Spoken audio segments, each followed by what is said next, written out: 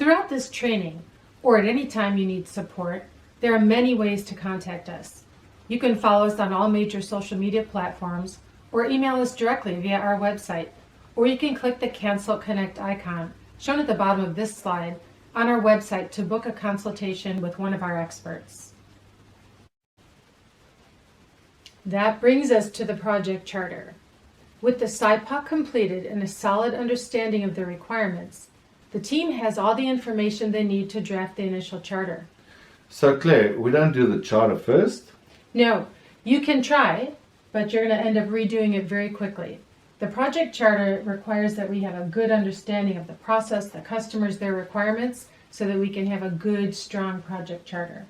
That's a good point. I've never seen it done like that, but it makes sense. Yeah, it saves some time. It just saves some rework. You can try, and maybe give it a chance. Try doing the project charter first, and you'll find that once you uncover more detailed information, your project charter is going to get much stronger. Well, the cancelled way. So the completion of the project charter is a major milestone for an improvement project team. It might be the most important because it sets the trajectory for the remainder of the project.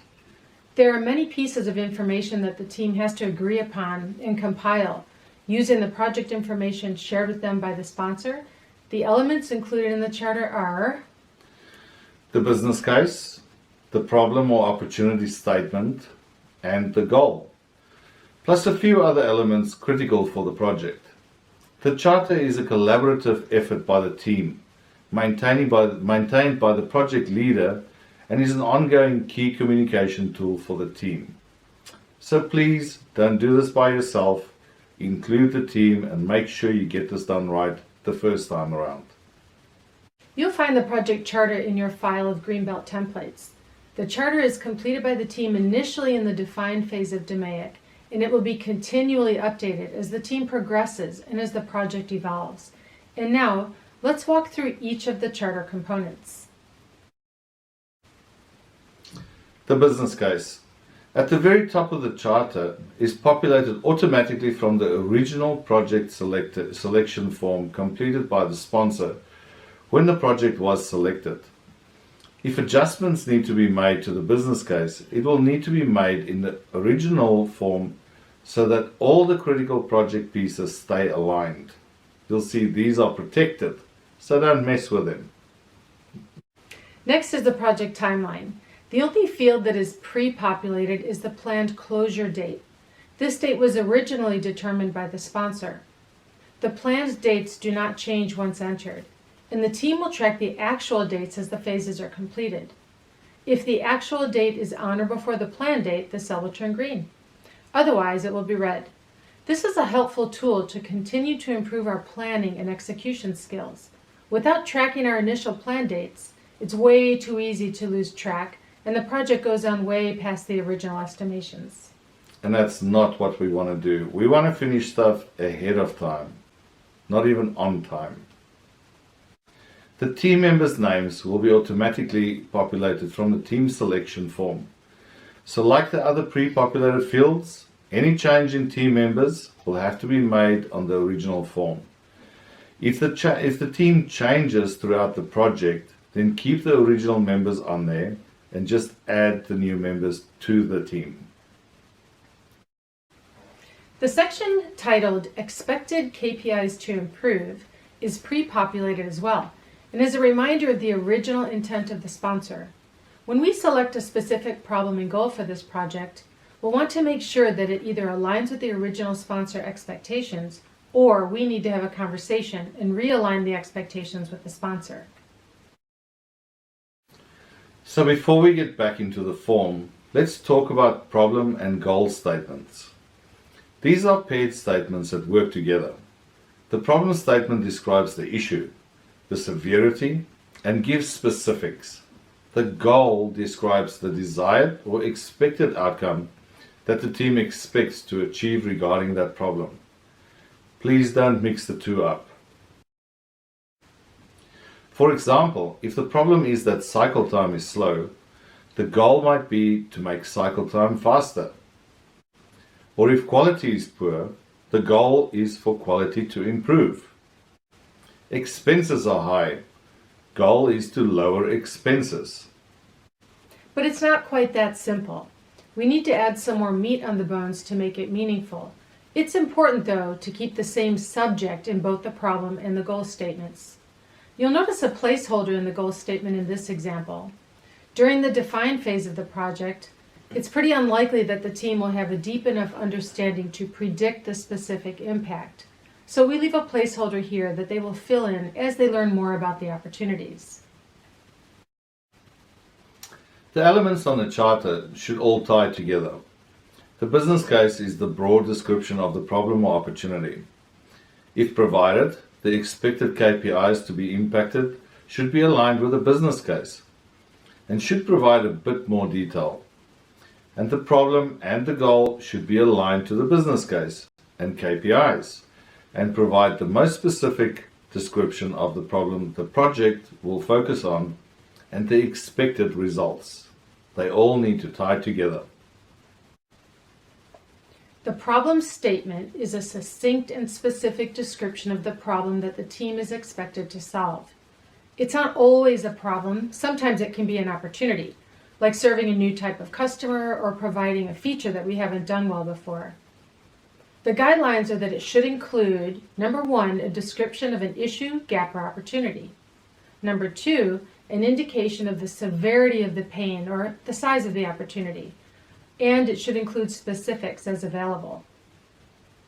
It should not include the cause, so our reasoning for why we think it's happening, blame or accountability, and it definitely should not include a solution. Problem and goal statements will evolve throughout your project, so please keep them up to date. They typically start off general and get more and more narrow in focus and more specific. For example, the team might start out with a problem that coffee is not hot enough. And as they investigate and learn about the process, they update the problem statement to include the specific temperature. And then further, they add more detail. Coffee is served to customers at less than 150 degrees, approximately 25% of the first 6 months of the year. Just like the problem statement, the goal statement will follow the evolution. And remember, an undefined problem has an infinite number of solutions.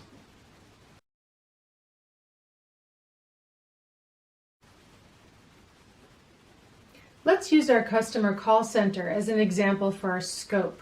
That's the next section of our charter. In your workbook, you'll see our call center SIPOC with an example problem and goal statement. The problem is, customer survey scores for understanding the resolution were the lowest of all categories, with an average score of 2 out of 10. And the goal is, increase the customer survey scores for understanding the resolution to 8 or higher by the project end date. There are 2 different ways we can state our scope. The first is by identifying the steps to be included in our analysis. This means that we'll dive deeper into detail in these steps to uncover where we think the root causes are of the problem. And if we find something, we'll likely make changes there. So identifying the from and to steps in the process is one way of identifying scope. The other way is to identify specific elements within the process. For example, for this project, we might decide to narrow our scope to only include the last 2 steps in the process, from research to explanation to the customer. And we might further indicate what's in scope and out of scope within those steps. We might decide to include current research procedures, assignments, and escalations, but we will not include or will consider off limits hiring and changes to the current phone system. Now, back to our form. The top boxes in the scope section are there for us to capture the from and to steps in the process. And the lower boxes are to capture the specific elements that are in scope and out of scope. In setting up our project, we make assumptions, and constraints always limit us. This is very common even in everyday life. Let's say that you plan to go shopping in a store that takes 1 hour to reach by car. You assumed that you would leave your home at around 6 p.m. and reach the mall by 7 p.m. This was your assumption. What about the constraints? One constraint will likely be money. If you have $500 to spend, you cannot shop for more than this amount. Well, unless you're going to run out the shop. The second constraint might be the store's closing time. Let us say it's at 10:30 p.m. Same concept with projects, which also have assumptions and constraints. We must understand and control these factors in order to complete your project successfully. These are defined and identified when the project starts. Afterwards, they are refined and reanalyzed throughout the project. An assumption is what you believe to be true. These are anticipated events or circumstances that are expected during your project. You make assumptions based upon your experience and available information. Assumptions may not end up being true. Sometimes they can be false and it may affect your project. This adds risk to the project. For example, let's reconsider the earlier example. You assumed that it would take 1 hour for you to reach the destination. What will happen if you get stuck in traffic and can't reach the mall in time? Your assumption turned out to be false. Now your shopping is at risk. This can also happen to your project. For example, you assumed that you could get equipment whenever you needed it. However, you couldn't when the time came. Now you're in a difficult situation. Assumptions are an essential factor to be aligned with the sponsor to minimize these risks to the successful completion of the project. Constraints are limitations imposed on the project. For example, the budget, schedule, or resources. Project constraints: scope, quality, schedule, budget, resources, and risk. Out of these 6, scope, schedule, and budget are known as the triple constraints. These constraints are defined at the beginning of your project, and you have to work within those boundaries.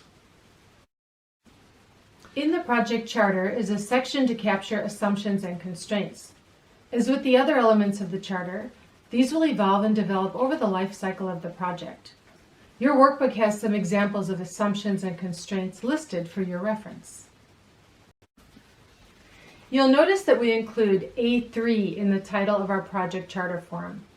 We include it here because an A3 is a traditional element in Lean that summarizes a lot of critical information on one page. Old school!